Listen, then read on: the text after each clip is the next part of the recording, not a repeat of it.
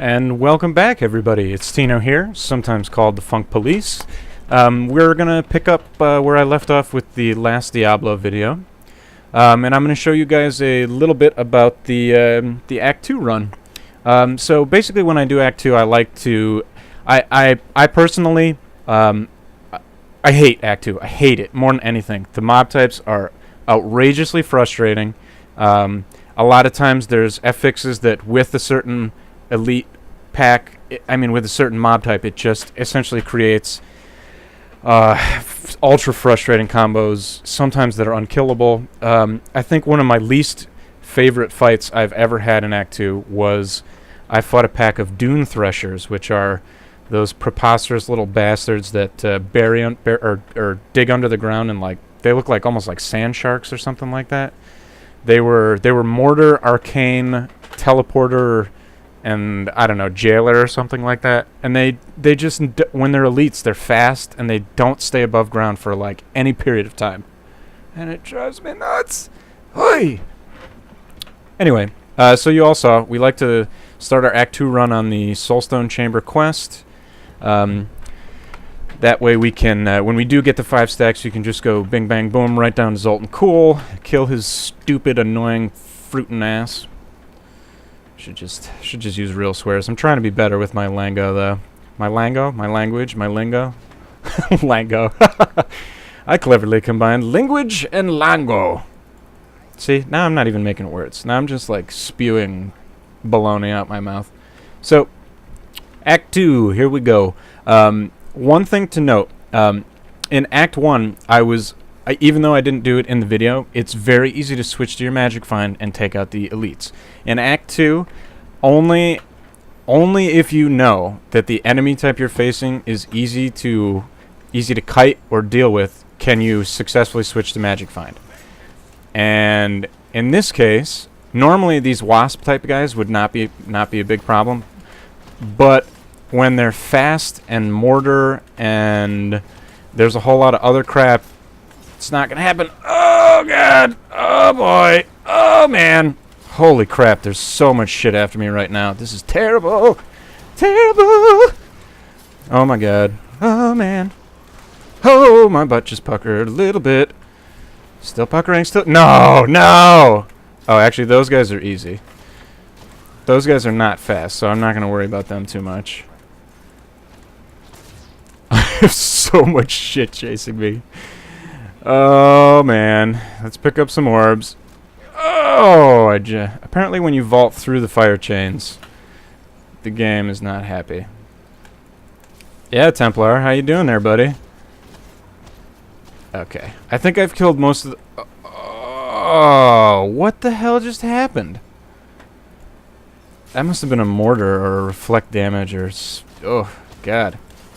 So, yeah, here we are in Act 2. As you can see, significantly harder than Act 1. I died one time in Act 1 because I was kind of careless and silly. This is not easy at all. And I'm talking at the same time, which is just this terrible, terrible decision, but I'm trying to explain a little bit about my modus operandi here. So in the previous videos, I explained my build and stuff, and nothing has really changed. I like to try and lead with the entangling shot if I can get it in, and once I've got that off, I just spam a little bit of the covering fire, the evasive fire rune. Wow, the knockback actually hit me over the baloney there. Okay, here we go. We're cooking now. So as you can see, I'm not necessarily trying my absolute hardest here, but it's way, way harder than Act 1. The elites are extremely difficult to kill. I can't believe I got a rare already, although the Reavers are terrible, so I'm not necessarily excited about it. But the elites are just so much harder to kill. Things like Mortar and fixes like that essentially do double to triple the damage that they did in Act 1. So, like normally in Act 1, as the demon... I have about, I don't know, 500 resist all or so, which for a demon hunter is solid. It's not amazing, but, I don't have intelligence or anything to stack extra resist. So I can't really, I can't like tank or anything like that. See, 514 is the lowest. But I basically have over 60 resist all on every slot. Well, I mean, not on the rings. Some of my rings have resist all, but most of them don't. So I'm not lacking in the resist all, but A, Demon Hunters are squishy. B, Act 2 is really hard. And C, Blizzard hates gamers. Or they just, all the people who work at Blizzard are such masochists, man. They hate people. So it's like, hey, let's make this game nice and frustrating. You guys can blow a whole lot of time in it, not get anything good. So while we're playing here, I feel mildly obligated to whine about what I think is wrong with the game, just because everybody else does. I personally, I think the gameplay is just awesome. I mean, it's really fun to play. They certainly got, the concept right behind, killing tons of enemies and being able to, refarm bosses and areas and stuff like that. I mean, that's all part of the Diablo 2 flavor.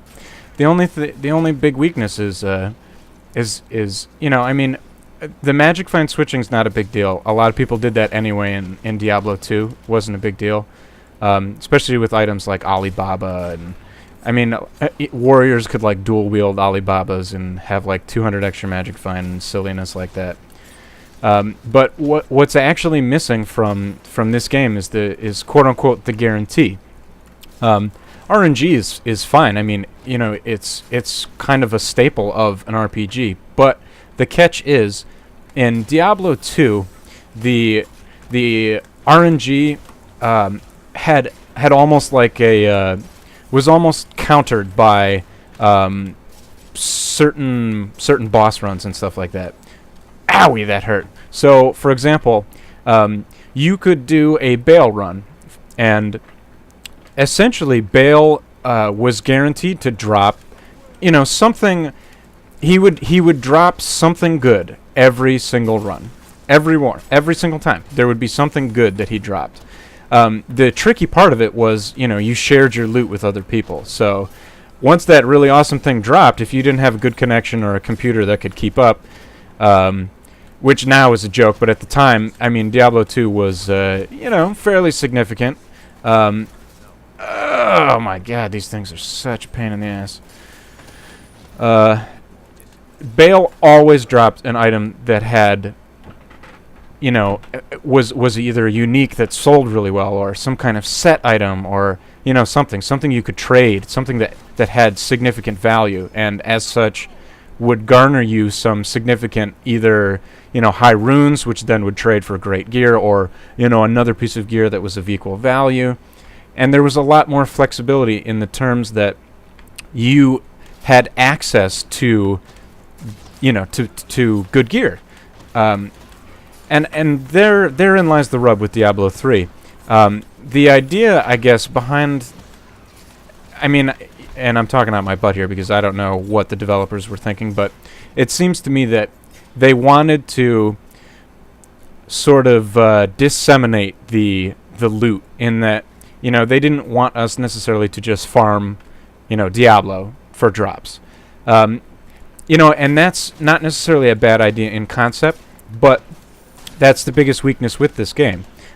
We have to farm champion packs. You have to find elites. You gotta get 5 stacks before you're even gonna get a rare off of them. And even then, there's only a chance that something potentially good could drop. There's a chance that a 63 item can drop. And this is the dichotomy right here. A 63 item can drop, has the potential to drop. And that right there is ignoring the fact that the 63 item could be an atrocity. It could just be the worst goddamn thing you've ever seen. And that is a significant factor. In Diablo 2, when you killed Bale, an item that was good, after you identified it, you knew it was good. Like, a unique Colossus Blade would drop. Holy crap, somebody got a grandfather. A unique Druid Helm would drop. Yay, somebody's going to get a Jalal's. Something that had value would drop every single time. And I think that kind of I don't know if guarantee is the right word or promise or whatever, but that kind of a situation was, it was awesome for gamers. It's so nice to know that if you did bail runs, yeah, I mean, they got old, but you knew where the good loot would drop. And then once you had the good loot, suddenly you can do dueling and the interesting PvP, and there were other things you could do in Diablo 2 to sort of keep you interested. And the PvP, even though it was kind of weird in a sense, it actually was very gratifying and fun.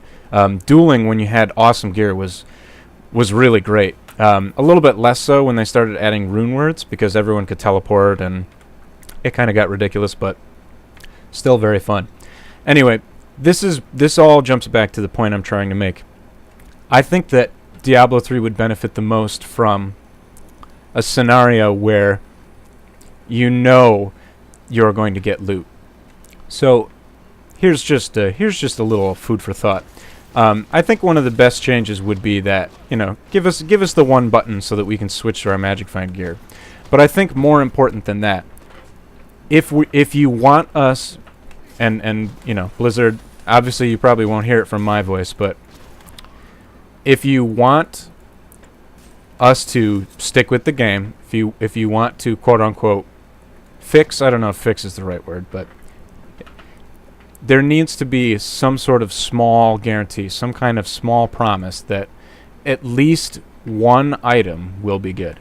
So I don't necessarily have any ideas on how to implement this, but if they don't want us to continually farm bosses, if they want us to, clear areas and kill champion packs and stuff, I would like to know that, spending 2 hours in Act 2 killing, maybe 10 champion packs or so, I would like to know that I'm going to get one item of comparable value. One item that I can sell on the auction house, just one.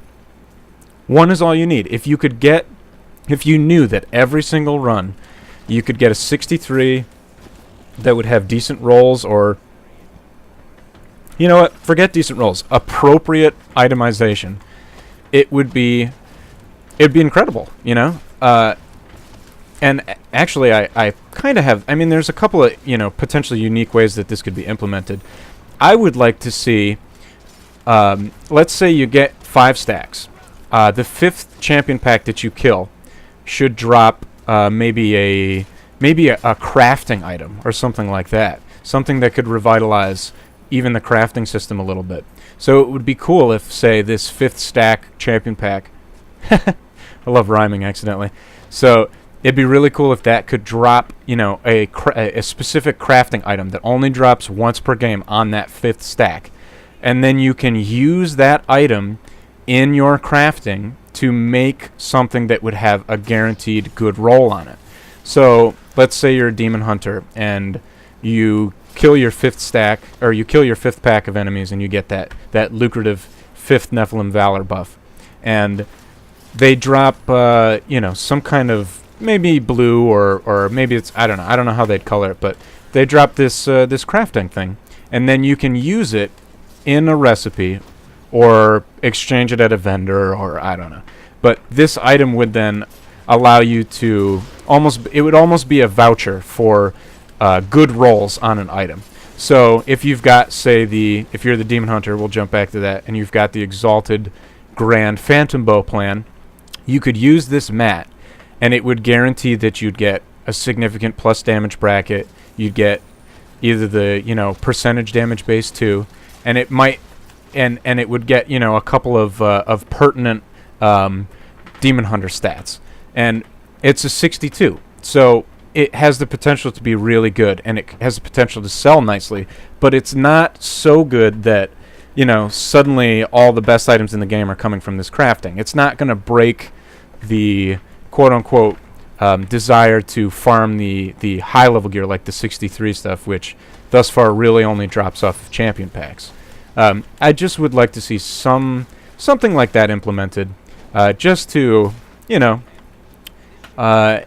call it hope. You know, give us something to work for, and almost return quote unquote the favor, if I could be so bold as to phrase it that way. And when I say that, I mean it would be really fantastic to just know that, hey, I'm gonna do this full Act 2 run. I'm gonna get 5 stacks. I'm gonna clear Stinging Winds. I'm gonna clear the Dalgar Oasis. I'm gonna kill Zoltan Cool. And lo and behold, I'm going to get one item. Just one. One's all you need. There can only be one. Highlander. And it would just be fantastic. So that's enough complaining. Like I said, I personally, I like this game a lot. The gameplay itself is so fun. The jump in, jump out co-op is really cool. I won't comment on the size of the games, even though I have more than 3 friends who play. But they're not necessarily all at the same time, and four turns out to be a fairly reasonable number. But it would have been cool to potentially get more people in there. But I see how balancing it would be difficult. Suddenly the mobs have like 6 times as much health instead of 3, or whatever. So that's just my 2 cents. I do like RNG systems. I mean, I'm a gamer, so I love to loot. I love to kill things and try and build up my character. And oh god, this is not a good. Oh, you have got to be kidding me. You guys come over here, and I'm just gonna die. I hate this type of enemy. Thank you. Can't stand them. And those were invulnerable minion ones, so that was just not going to happen. Hopefully I've moved them out of the way, and I can get my 5th stack before I move on here. Oh, I think my laundry's actually done too.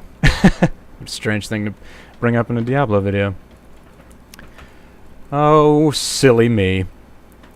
Yeah, so jumping back real quick. Diablo 3, very fun game, very fun co-op. Gameplay's great. I'm just, I'm a gamer. I love the whole formula. But I'm just, right now I'm just frustrated because between 2 characters I have about 300 hours invested, and I've never found an item that sold for, more than maybe $1 million or 2 gold. And, right now I'm looking at 10 million or more per slot for an upgrade on my character, and it's just a little frustrating at the moment, knowing that I essentially won't find something that I'll be able to use. And at the moment I'm not even finding things that sell well or even trade for something of comparable value. And there's it's nice to know that Blizzard is aware of the loot situation. It's kind of comforting to think that they at least identify that there's a situation, and something could be done to make it better. Or I hesitate to use the word fix because it's not necessarily broken. It seems to be working as intended. There's a very, very random chance for you to actually get gear, and that blows. So I don't know. It looks like I'm gonna have to move these guys back.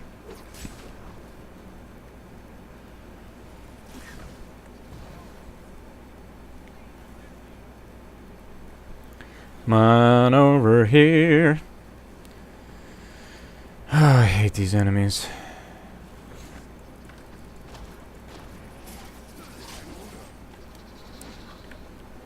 Do you see how impractical of a fight that would have been? Invulnerable minions. What were you thinking, Diablo? Alright, I suppose I actually need to blame Blizzard for that, but shielding honestly is not too bad. Shielding's probably more frustrating for melee characters because I can kite very easily, and the kite ability makes shielding minions not too difficult, fairly reasonable. But invulnerable minions basically means that not only is the mob unkiteable, but and unkiteable because you can't hit the main guy, but it essentially means that you'll never be able to sneak any damage in on the main character. Typically the invulnerable guys will get in the way or just be generally unpleasant to you. And it's pretty frustrating. So, especially in Act 2, if it's in Act 2, I just have to skip the invulnerable minions. I just have to, quote-unquote, bite the bullet and move them somewhere where they can't get me and go past them. In Act 1, invulnerable minions is not that hard because the elites themselves have much lower health. Even invulnerable minions and extra health sometimes when it comes up isn't too big of a deal, unless it's on something ridiculous. Like maybe the Wretched Mothers. I think the Wretched Mothers, if they're elite, can be one of the more difficult types of enemies in Act 1. But other than that, there really aren't enemy types that are too difficult. I suppose that the Dark Berserkers can be a little frustrating for melee, more specifically. Especially because sometimes the controls in this game, they're a little on the wonky side. For example, if you're shooting at an enemy and you continue to hold down the left click and you move it away from the enemy, you're still going to keep shooting at him, even if you're not highlighting the character anymore. And I understand that that's almost like an auto-aim function, but holy crap does it screw you over left and right. Jeez Louise. Oh, yes. This is easily one of my favorite types of elite packs to fight in this area because they just do this stupid electric hula hoop of fail. And they stand still and take all my bullets to the face, and it's fantastic.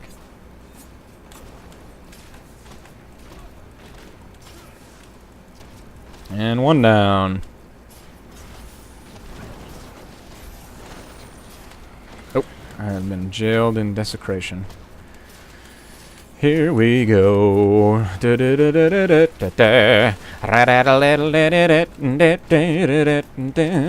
Got Looney Tunes on the brain. Is that weird? Ooh. An amulet. What level is it? 61. Alright. Okay, and now I've got my 5 stacks. So let's jump back into town, identify some crap, sell some baloney, and then bag us a Zoltan Cool. 60 pants. Very mediocre. 62-handed sword, which is an atrocity. Amulet. That actually has a socket, so this could be good. Oh, it's so bad. Oh, look at how bad that necklace is. Look at it. Look at it. I just want you, I'm going to stop for like 2 seconds because I'm going to go through the stats with you. 22 minimum damage, 44 fire resist, 31% extra gold, and a socket. That's some serious Omega fail right there. Jeezy crazy. Oh, and almost a 30,000 repair bill. Yowza, yowza, yowza. Hup. What was the DPS on that? 113. And dexterity on a two-handed weapon. Fail. Well, thus far, I have made some gold. I've gotten some gems. And a couple of tomes. Hey, ho, it's lucrative, sexy loot. Fatty, fatty finds. Not. Alright, Zoltan Cool. Let's kill you, you son of a gun. You dirty, dirty girl. I still haven't gotten the achievement where you, like, kill him and not his minion fools. The minion guys are just so easy. They, like, disintegrate. Ow. One down. How dare you bring the ceiling down on me? Out there! Ah! See? That was one of those times where I absolutely clicked in another direction. Dude, are you... Zoltan Cool, you are such a piece of shit sometimes. He teleports on you. And as soon as he teleports on you, he casts either a tornado or the... The fireball at you. Jeez. And I'm wearing my progression gear, and he is still... Oh! Still giving me the business.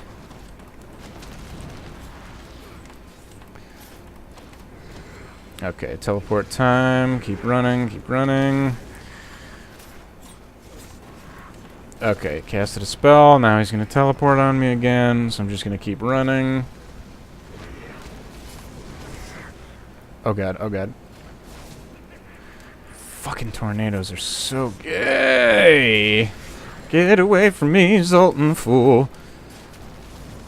Oh, the tornado. Okay, now he's gonna port after me again. And just keep running, keep on running till he ports. Port at me, you jerk, thank you.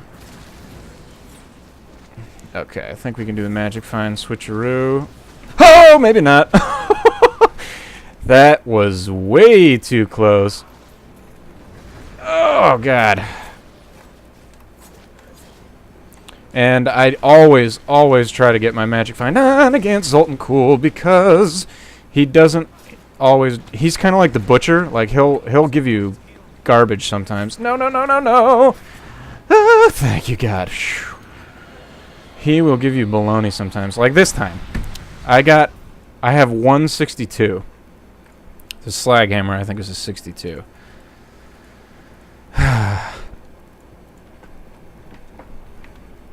Oh, okay. 62 bracers, 62 mace, 61 bands.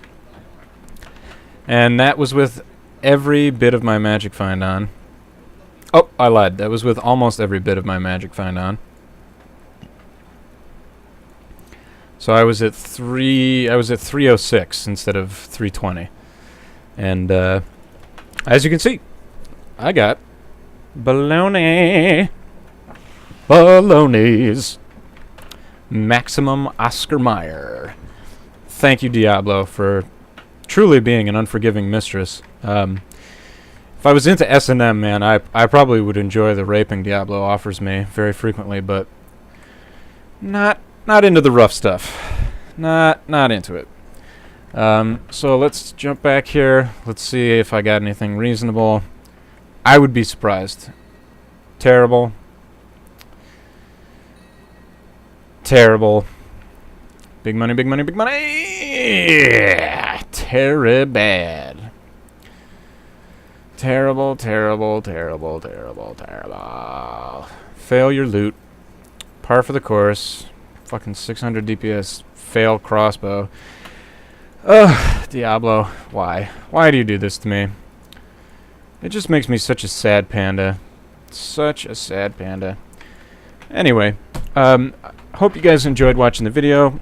I went on and on and on about Magic Find and what I thought they could do to fix it and a whole lot of other crap, and that was basically the projected run. That was a little bit longer than I intended, but at least now you've got an idea. Grab 5 stacks, kill Zoltan Cool, and because I hate Act 2, I normally stop there. I might finish clearing the Oasis or the Ruins, which I was also in for a brief period there. But other than that, I don't really do a lot of like an extended run of Act 2 because it's just a little too expensive, especially with the deaths and stuff. So, and I actually didn't make any money. I made no money. I might have lost a little bit. So, so yeah, that's another reason why Act 2 can be hit or miss. Anyway, thanks for watching. Tino again, just reminding you friendly folks to play games and be my friend. And, you know, throw me a like every once in a while because I like you and I like to make these videos. And it's a circle of love or liking, however you want to phrase it. Anyway, thanks for watching. Appreciate it. I'll see you guys in the next video.